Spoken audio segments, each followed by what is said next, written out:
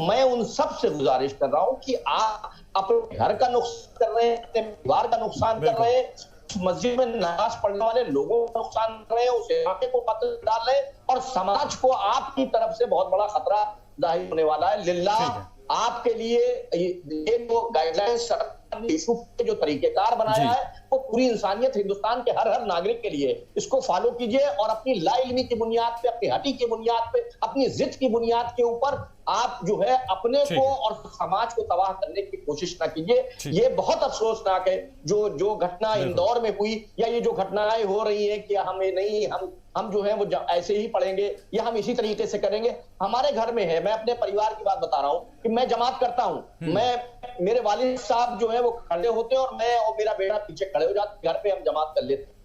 तो क्या हमको साहब नहीं मिला क्या हम उसी तरीके से अपनी चीजों को चला रहे हैं जैसे मस्जिद में चलती थी?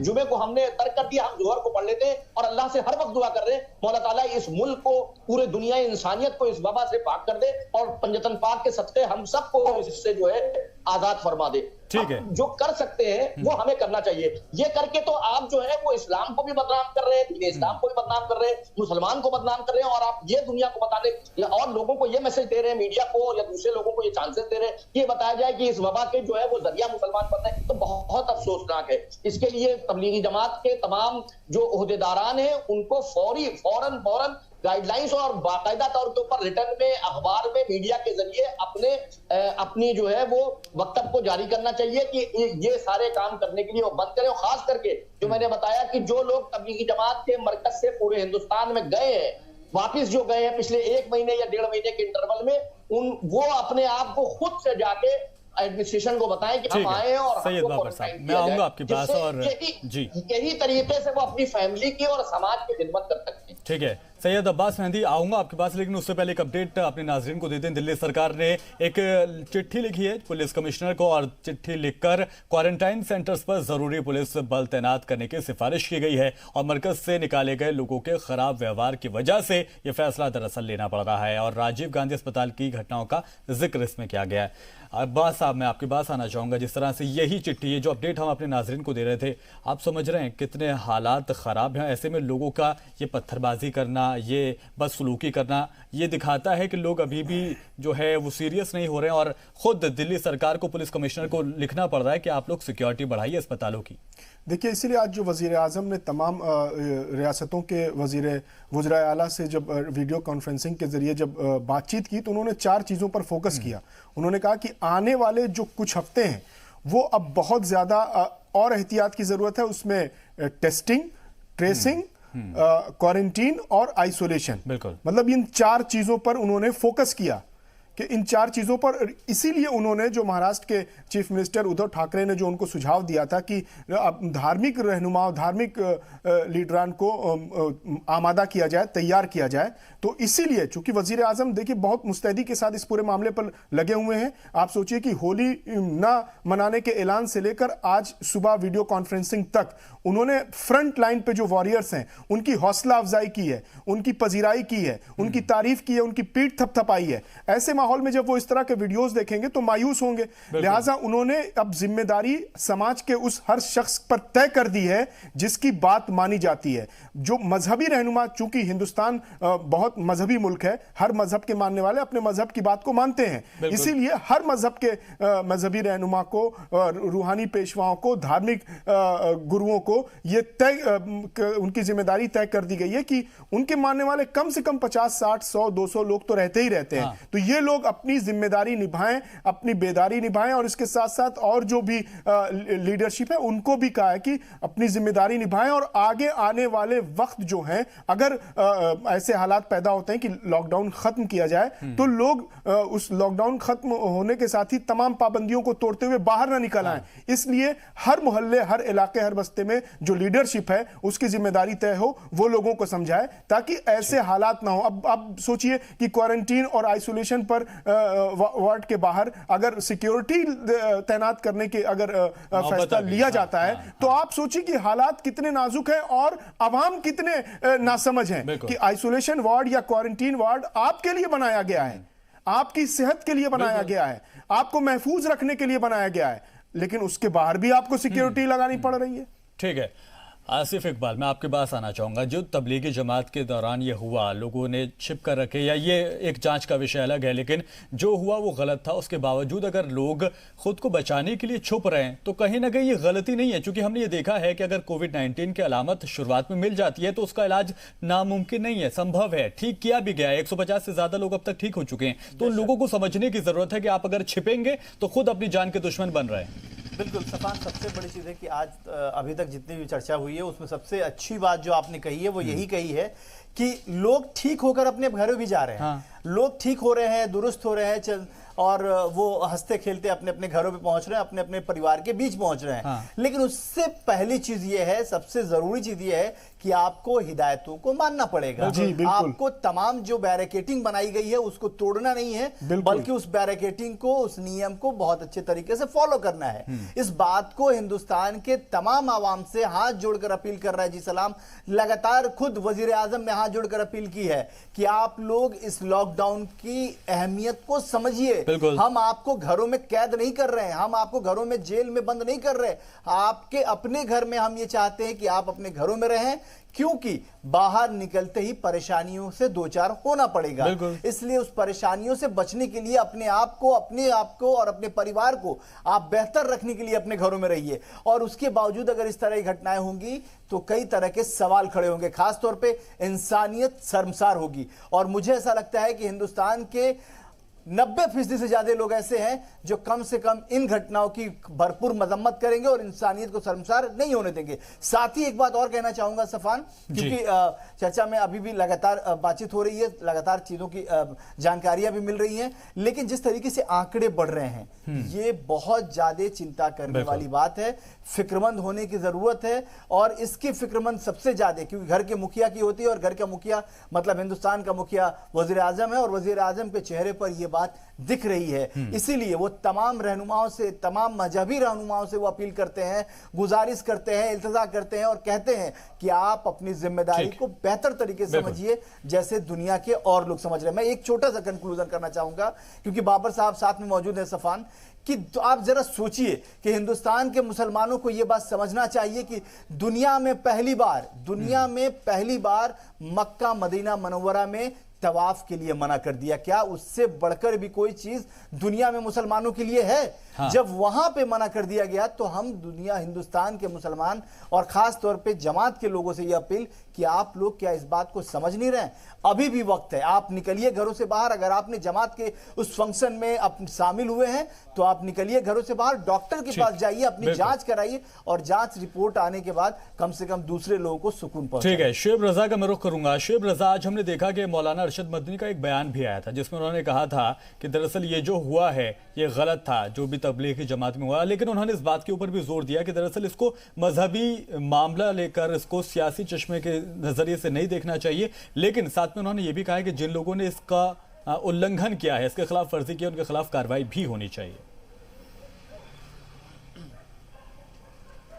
बिल्कुल, देखिए तमाम जो मुस्लिम लीडरान हैं वो तमाम जो बयान है वो लगातार दे रहे हैं। शफान, हमने देखा है कि लगातार वो इस बात को भी कह रहे हैं कि लापरवाही हुई जमात की तरफ से भी, लेकिन वो ये भी सवाल खड़े करते हैं कि अगर इस तरह से, क्योंकि वो मीडिया पर कई तरह की बातें कहते हैं और ये कहते हैं कि अगर इस तरह से अलगाव वाली बातें होगी तो कहीं ना कहीं एक खास जो लोग हैं उनमें कहीं ना कहीं नफरत बढ़ेगी, और ये वक्त उस तरह का नहीं है कि हम आपस में लड़कर किसी लड़ाई को लड़ सके।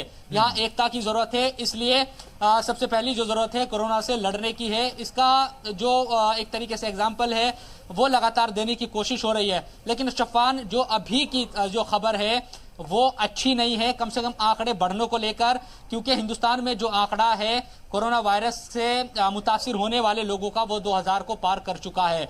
तो ये अच्छी खबर नहीं है। और खास तौर पर दिल्ली की जहां तक बात है, दिल्ली में बड़ा उछाल आया है। अभी जो दिल्ली सरकार की तरफ से जो आंकड़े जारी किए हैं उसमें 24 घंटे में 141 नए कोरोना के जो मरीज हैं वो सामने आए हैं, जिनमें से 129 जो मामले हैं वो सिर्फ मरकज के हैं। तो ये बहुत ही ज्यादा फिक्र की बात है, क्योंकि 2000 से ज्यादा जो मरकज के लोग थे उनको ले जाया गया निकालकर। उनमें से अगर 129 मामले नए आज सामने आए हैं और टोटल जो मरकज से लोग गए थे उनका आंकड़ा 2 दिनों में ही 182 अगर पहुंच गया है, तो यकीनन ये फिर बहुत ज्यादा फिक्र की बात है। वहीं अगर बात करें तो 4 लोगों की अब तक मौत हुई है दिल्ली में, जिनमें से 2 लोगों की मौत आज हुई है और ये दोनों लोग भी तबलीगी जमात में जो जोड़ हुआ था मरकज में उसमें शामिल थे। तो ये फिक्र की बात इसीलिए है कि लोगों की जिंदगी खतरे में है और यकीनन वो इसीलिए तमाम लोग अपील कर रहे हैं अब कि अगर किसी भी तरह का राब्ता, ये तबलीगी जमात की तरफ से भी अपील की गई, कल एक वीडियो जारी किया गया मरकज की तरफ से, उसके बाद एक ऑडियो भी जारी किया गया। आज हमने देखा कि उन्होंने ये बात कही कि तमाम जो लोग 13 तारीख के बाद से अगर मरकज में आए, दिल्ली में आए, मरकज तबलीगी जमात के किसी भी शख्स से निजामुद्दीन में रहे, उनसे मिले, तो वो लोग देश के किसी भी हिस्से में हो वो बाहर निकले और डॉक्टरों तक खुद पहुंचे, अपनी जांच कराए ताकि खुद भी महफूज रहे और उनके जो घर वाले हैं, आसपास जो अजीज है उनके, वो जिनके पास वो रहते हैं वो भी सुरक्षित रहे और खुद को क्वारंटाइन भी करे, वो अलग रहे उनसे, क्योंकि जो आंकड़े आए हैं वो डराने वाले हैं। और इसीलिए लगातार अपील की जा रही है कि 21 दिनों का जो लॉकडाउन था, 21 दिनों की जो लॉकडाउन की बात हुई थी, क्या उसी मुस्तैदी के साथ उसका पालन भी हुआ? अगर अभी तक देखें तो कई ऐसी बड़ी लापरवाही हुई है जिसकी वजह से आंकड़े लगातार बढ़े हैं, चाहे वो पलायन का मसला हो या फिर मरकज का मसला हो। दोनों ही मुद्दों ने एक तरीके से लॉकडाउन का पूरी तरह से उल्लंघन यहाँ पर हुआ है और जो आंकड़े हैं उनमें अचानक उछाल आया है। आप 2-3 दिन पहले देखिए कि 1000 केस थे, अचानक 2000 केस हो गए हैं और लोगों के मरने वालों की तादाद भी बढ़ी है। इसके साथ साथ दिल्ली में कम से कम कहेंगे कि 241 तक आंकड़ा अकेले देश की जो दारुल हुकूमत है, जो राजधानी है, उसमें पहुंच गया है। शफान, बहुत लगातार हम चर्चा में जुड़े हुए हैं, लेकिन एक छोटे से ब्रेक लिए यहाँ रुक रहे हैं।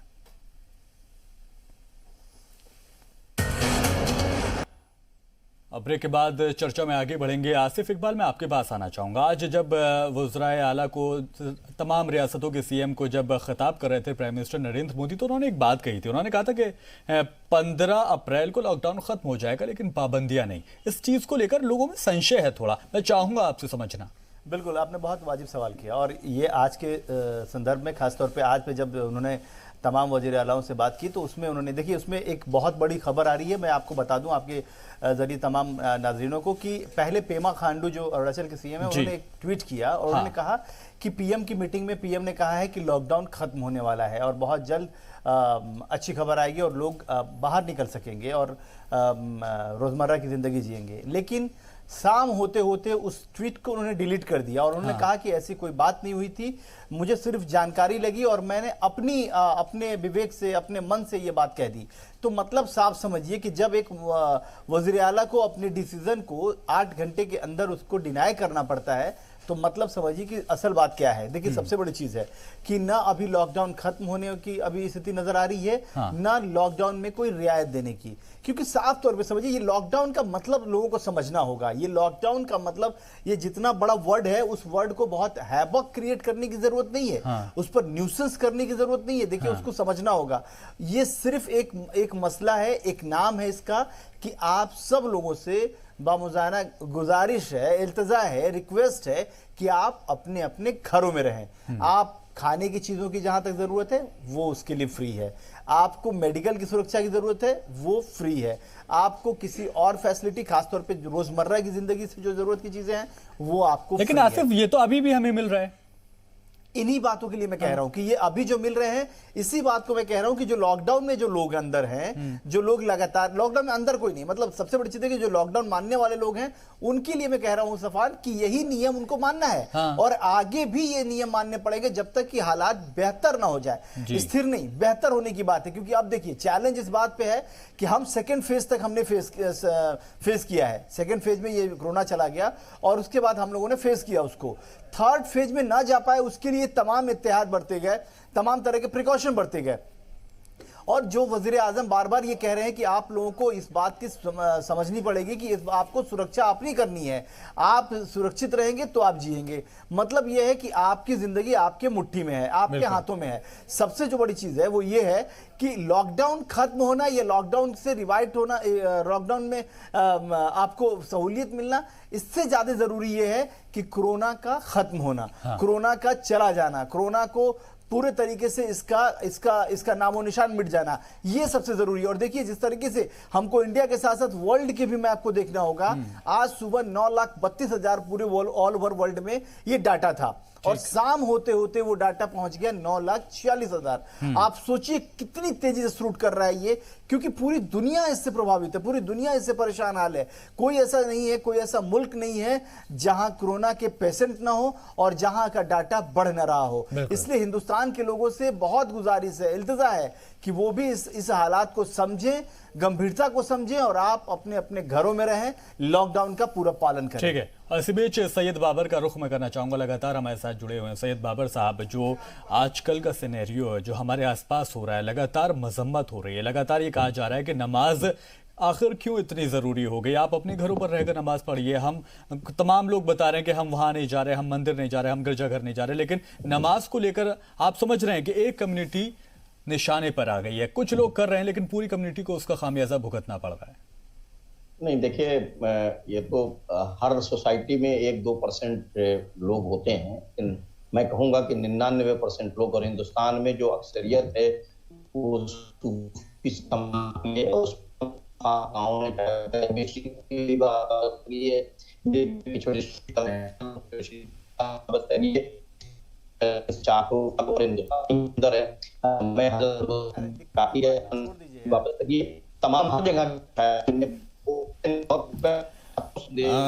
सैयद बाबर साहब की आवाज में थोड़ा सा तकनीकी खामी, हम दोबारा जुड़ने की कोशिश करेंगे। सैयद अब्बास का रुख मैं करना चाहूंगा। सैयद अब्बास, वही सवाल है मेरा कि मतलब कुछ लोग कर रहे हैं लेकिन सभी को भुगतना पड़ रहा है, सभी, मतलब कहा यह जा रहा है कि आखिर नमाज पर पाबंदी क्यों नहीं हो सकती?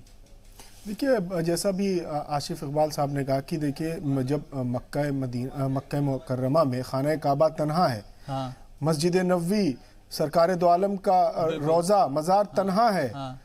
अरब के दूसरे ममालिक में अजानों के कलमात बदल दिए गए, हाँ।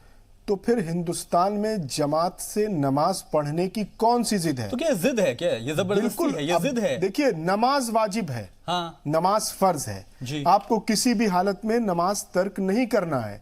अगर आप मरीज हैं, बीमार हैं, उठ नहीं सकते तो बैठे बैठे लेट के पढ़िए, इशारे तक से पढ़िए, ये सारी चीजें हैं। हाँ। लेकिन जब ऐसी सूरत पैदा हो रही है कि जमात से मिलने में बीमारी के फैलने का खदशा और खतरा ज्यादा है, तो फिर वहां पर इस्लाम आपको रोकता है, मजहब के कवानीन आपको रोकते हैं। अब्बास जी, मेरा सवाल एक अब्बास आपसे है जी, आप इसको थोड़ा सा और एलोबरेट कर दीजिए, क्योंकि कल जुमा है और कल नमाज होने वाला है, तो इसलिए मैं चाहूंगा कि आप इसको थोड़ा एलोबरेट करके बताइए और लोगों से गुजारिश कीजिए। सफान, आप भी लोगों से गुजारिश कीजिए, कल जुमा का दिन है, सभी लोग अपने अपने घरों में नमाज पढ़े और क्या कायदा होना चाहिए जरा उसको भी समझाने की कोशिश करिए। ठीक है, जैसा कि अभी बाबर अशरफ साहब ने कहा कि हिंदुस्तान के 99% लोग तो कवानीन पर अमल कर रहे हैं, और पिछले 2 जुमों में हमें यह देखने को मिला कि तमाम बड़ी मस्जिदों से लेकर छोटी छोटी मस्जिदों तक जुमा नहीं हुआ। वहीं कुछ ऐसे वीडियोस भी, ऐसी तस्वीरें भी सामने आई कि लोग घर में छिपकर पढ़ रहे हैं, छत के ऊपर पढ़ रहे हैं, कोई अगर कहीं तन्हाई में कहीं मस्जिद है तो वहां जमा हो रहे हैं। तो इससे आप किसी और का नुकसान नहीं कर रहे हैं, अपना नुकसान कर रहे हैं, अपने घर वालों का नुकसान कर रहे हैं और समाज का नुकसान कर रहे हैं। तो कल जो जुमा आने वाला है उसको उसी तरह से उन्हीं उलमाए किराम को सुनिए। उलमाए किराम बार बार अपील कर रहे हैं, मुफ्तियाए किराम बार बार अपील कर रहे हैं, अइम्मा हजरात जो इमामत करते हैं मस्जिदों की, वो बार बार अपील कर रहे हैं, तमाम मुल्क की बड़ी दरगाहें, खानकाहें अपील कर रही हैं, मशाइख हजरात अपील कर रहे हैं, अकाबरीन अपील कर रहे हैं कि लिल्लाह जमात से नमाज ना अदा करिए। तो कल जो जुमा है उसकी मिसाल पेश करिए, और जो पिछले 2 जुमे में जो तस्वीरें आई हैं वो तस्वीरें कम से कम कल ना देखने को मिले, ताकि कुछ कौम की लाज रह जाए, मिल्लत की लाज रह जाए, और मैं कहूंगा कि इस्लाम की लाज रह जाए। आप लोगों के इन गलत इक़दाम से कौम बदनाम होती है, मिल्लत बदनाम होती है, इस्लाम बदनाम होता है, नमाज बदनाम होती है, आप लोगों को शर्म नहीं आती। ठीक है, और इसी बीच एक बार फिर से मैं सैयद बाबर साहब का रुख करना चाहूंगा, उनकी बात मुकम्मल हो जाए। देखिए, इस्लाम के माने ही जो है वो सलामती के हैं। बहुत सिंपल से मैं सबको बता, इस्लाम के माने सलामती है, और हमें किसी तरीके का हमारे हमारे पीस को खतरा होता है, अगर लोग इंसानियत को खतरा होता है, तो जाहिर सी बात नहीं हो सकता। वो नमाज कि हमारे एक होने से खतरा है, वो भी खतरा है, उसको भी रहा है। अब शायद ने इस दौर में भी हो गया, लोगों को खा गया, तो लोगों को। ठीक है, अब मैं आसिफ इकबाल आपके पास आना चाहूंगा। मैं संक्षेप में जरा समझना चाहूंगा, कल प्राइम मिनिस्टर नरेंद्र मोदी फिर से एक बार सुबह 9 बजे खिताब करने वाले, वीडियो मैसेज देने वाले, क्या अनुमान लगाया जाए, क्या अंदेशा है? बिल्कुल, देखिए साफ तौर पे है कि ये उम्मीदें जाहिर की जा रही हैं कि कोरोना को लेकर और कोरोना के अलर्टनेस को लेकर, और जिस तरीके से आज पेमा खांडू के ट्वीट के बाद जो कंफ्यूजन पैदा हुआ कि लॉकडाउन खत्म किया जा सकता है, उन चीज़ों को लेकर बहुत ही विस्तार में और बहुत ही सारी चीज़ों को एलेबरेट करके वो बताने वाले हैं। साथ ही वो ये भी डाटा रखेंगे कि कितने अभी तक लॉकडाउन से क्या क्या फायदे हुए, क्या क्या चीज़ें जो मुसीबतें बड़ी होने वाली थी उसको कैसे कम किया गया, और आगे हम लॉकडाउन में क्या क्या करने वाले हैं, जिसकी वजह से इस पूरे जो परेशानियों का सबब बना पड़ा है कोरोना, और वर्ल्ड के जो ग्राफ पे जिस तरीके से लगातार उसका आप कह सकते हैं पैमाना बढ़ता जा रहा है, उसको हिंदुस्तान में कैसे रोका जाए, कैसे उसको खत्म किया जाए, कैसे उसको खत्म करने के लिए पूरी कोशिशें होनी चाहिए, उस पर ही बात करेंगे। और साथ ही WHO की तरफ से जो आज हिंदुस्तान की तारीफ हुई है उस पर भी चर्चा कर सकते हैं, जो हमारे सोर्सेज बता रहे हैं वो यही बता रहे हैं। ठीक है, और फिलहाल अभी वक्त इजाजत लेने का हुआ है, लेकिन चलते चलते एक चीज मैं यहां पर बताना चाहूंगा। मैं एक हिंदुस्तानी मुसलमान हूं और मेरे लिए नमाज लाजमी है, और मैं तमाम नाजरीन को, तमाम दर्शकों को यह बताना चाहूंगा कि मैं हिंदुस्तानी मुसलमान होने के नाते मैं अपने घर में रहकर अपने वालिद के साथ, अपने भाई के साथ घर में नमाज अदा कर रहा हूं, और मैं चाहूंगा कि आप सभी को भी इस जिद को छोड़ना होगा और इस नमाज को घर में आपको अदा करना होगा। कोई आपके ईमान में कोई खलल नहीं हो रहा, कहीं आपका मजहब जो है वो खतरे में नहीं पड़ रहा है। बहुत शुक्रिया मैं सबका करना चाहूंगा। सईद बाबर साहब हमारे साथ जुड़े थे और तमाम हमारे साथियों का। फिलहाल आज का मुद्दा में इतना ही।